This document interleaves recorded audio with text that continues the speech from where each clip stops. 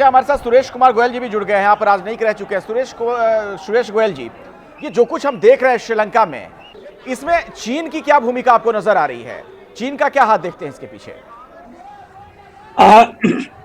देखिए, बहुत मुश्किल है कहना कि चीन का हाथ है या नहीं है, या अगर है तो कहां तक है। अब मेरा अपना पर्सनल असेसमेंट ये है कि चीन का श्रीलंका में प्रभाव काफी ज्यादा रहा एक साल पहले तक, जब तक कि गोटा राजपक्षे का श्रीलंका की इकोनॉमी के ऊपर इख्तियार था, प्रोजेक्ट हो रहे थे। श्रीलंका चाइना जो है श्रीलंका में ज्यादा से ज्यादा एसेट्स के ऊपर कब्जा करना चाहता था। लेकिन हाल ही में चीन का श्रीलंका में इंटरेस्ट थोड़ा कम हुआ है, दो तीन वजहों से। एक तो चीन की अपनी समस्याएं भी इंडो पैसिफिक में काफी बढ़ गई हैं, जब से यूएसए ने और बाकी लोगों ने, जब आप जानते हैं कि नाटो का भी एक दबाव बनना शुरू हुआ है, तो चीन जो है इंडो पैसिफिक में अपनी ही समस्याओं में काफी उलझा हुआ है। और उसको देखते हुए उसका श्रीलंका में एक तरह से जो इंटरवेंशन का उसका ख्वाब था, वो थोड़ा सा पहले से कम हुआ है जी। दूसरी चीज ये है कि उसको ये देखने में लग रहा है कि श्रीलंका अपनी ही आर्थिक नीतियों की वजह से धीरे धीरे एक बास्केट केस बनता जा रहा है। और मुझको नहीं लगता कि चीन तैयार है अभी कि वो एक तरह से आर्थिक दृष्टि से इंसॉल्वेंट देश को वो ले और उसको दोबारा से अपने पैरों पर खड़ा करे। ना तो चीन के पास इतनी ताकत है, और ना ही चीन के पास इतनी कैपेसिटी है कि वो आईएमएफ वगैरह जैसी संस्थाओं को इतना कर्ज देने के लिए इन्फ्लुएंस कर सकी। तो मुझे नहीं लगता कि चीन का इसमें इतना हाथ है। हो सकता है, लेकिन ये मेरा अपना असेसमेंट है। मुझे ये लगता है कि जो हो रहा है ये श्रीलंका की अपनी आंतरिक समस्या है। गुट हैं जो सत्ता पर काबिज होना चाहते हैं। सत्ता पर काबिज होने के लिए गोटा राजपक्षे, जो उन्होंने खुद काफी गलतियां करी हैं, वो एक मोहरा बन गए हैं कि उनको निकाला जाए। क्योंकि मुझको एक चीज समझ में नहीं आ रही है कि राष्ट्रपति अगर छोड़ करके चले भी गए हैं, कोई भी पुलिस फोर्स, कोई भी सेना इतना नहीं कर सकती है कि आंदोलनकारी राष्ट्रपति भवन में इस तरह घुस जाए। एक तरह से कब्जा कर लिया उन्होंने ये।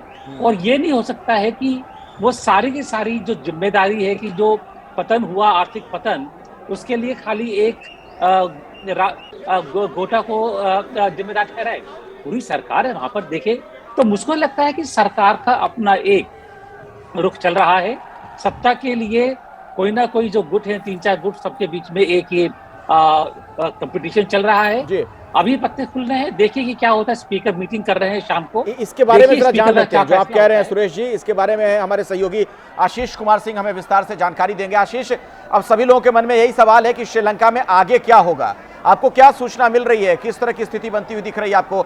सरकार को लेकर क्या प्रारूप नजर आ रहा है? देखिए, एक अपडेट दे दूं मैं अखिलेश पहले आपको कि जो राष्ट्रपति से कहा गया था इस्तीफा देने के लिए, मुझे लगता है कि अब राष्ट्रपति और प्रधानमंत्री ने जब अपने इस्तीफे की पेशकश करी दी है तो इस्तीफा मान लिया जाए। क्योंकि एक टेक्निकल प्रॉब्लम ये भी तो है कि जब राष्ट्रपति अपना खुद ही राष्ट्रपति भवन छोड़ करके जा चुके हैं और इस्तीफा देने के लिए राजी हैं, तो आखिर प्रधानमंत्री अपना इस्तीफा भेजें किसको? क्या चीफ जस्टिस को भेजेंगे? तो मुझे लगता है कि इन दोनों का इस्तीफा तो पहले मान लेना चाहिए। एक अपडेट मैं देना चाहता हूँ कि राष्ट्रपति भवन के डीजी मीडिया डिविजन्स जो हैं, उन्होंने अपना इस्तीफा दे दिया है। तो ये भी एक संकेत है कि राष्ट्रपति का भी औपचारिक इस्तीफे की जानकारी बहुत जल्द मिल जाएगी। देखिए, अब से थोड़ी देर पहले आपने ही ये खबर दिखाई कि नए राष्ट्रपति के नाम के लिए किसका प्रपोजल सर्वदलीय बैठक में दिया गया एक पार्टी की तरफ से।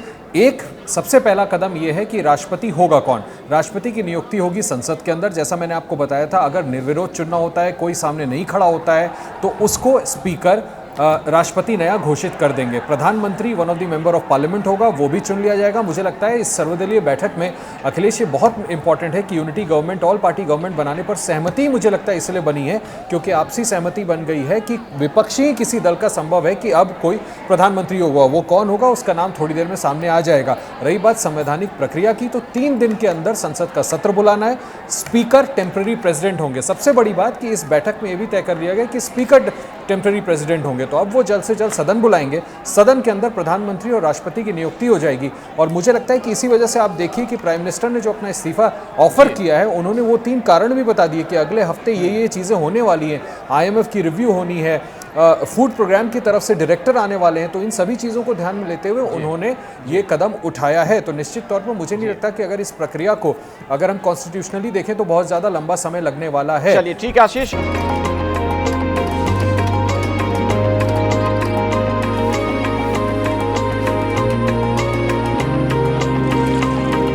वो बहुत दूर है।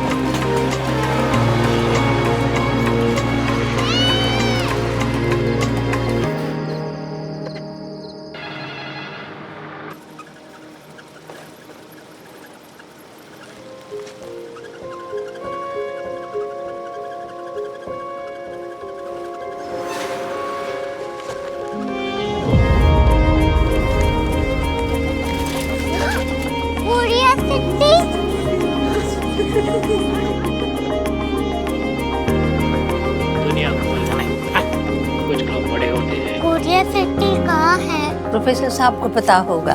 हो, ये छोटा वाला ग्लोब लगता है और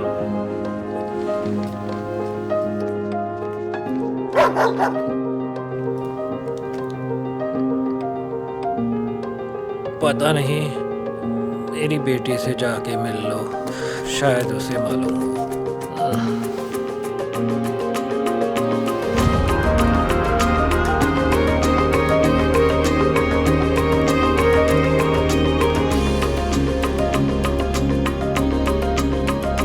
हाय, बाबा ने भेजा है। Come here.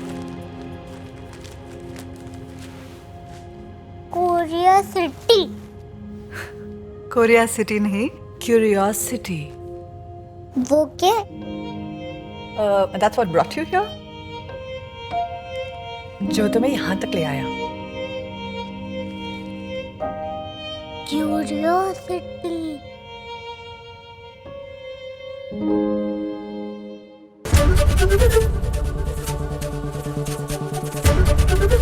एबीपी न्यूज आपको रखे आगे।